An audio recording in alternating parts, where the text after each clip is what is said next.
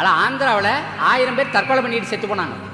ஏன்னா பருத்தியில் எவ்வளோ விஷத்தை அடித்தாலும் புழு சாவலை. வாங்கின கடனை அடைக்க முடியலை. கடைக்காரன் வந்து நெருக்கும் போது இவன் போய் குடிக்கிறான், செத்து போகிறான். நெருக்கிறதுனா அவன் கடன் கொடுத்தவன் எப்படி கேட்குறான் தெரியுங்களா? கடன் கொடுக்குறவன் என்ன கேட்குறான்னா, பணம் கொடுக்குறேன்னு சொன்னில்ல, ஏன் திருப்பி கொண்டாந்து கொடுக்கல? கொடுக்கறதுக்கு என்ன வழி? அங்கே செடியில் காய் கிடையாது. ஆனால் பதிலும் சொல்ல முடியாது. அப்போ அவன் சொல்கிறான், உன் மனைவியை விற்பியா இல்லை மனைவியை விற்பியான்னு தெரியாது, எனக்கு 4 நாளில் பணம் வருங்கிறான். அப்போ தான் அவன் போய் குடிக்கிறான். அது மாதிரி அது செத்தது மட்டும் 1000 பேர். அப்போ அது பூச்சியையும் கொள்ளலை. நான் கேட்குறேன் விஞ்ஞானிகளை, ஏன் ஆந்திராவில் காயை திங்கல அந்த பூச்சி, ஏன் விஷம் பூச்சியை கொள்ளலைன்னு கேட்குறேன்.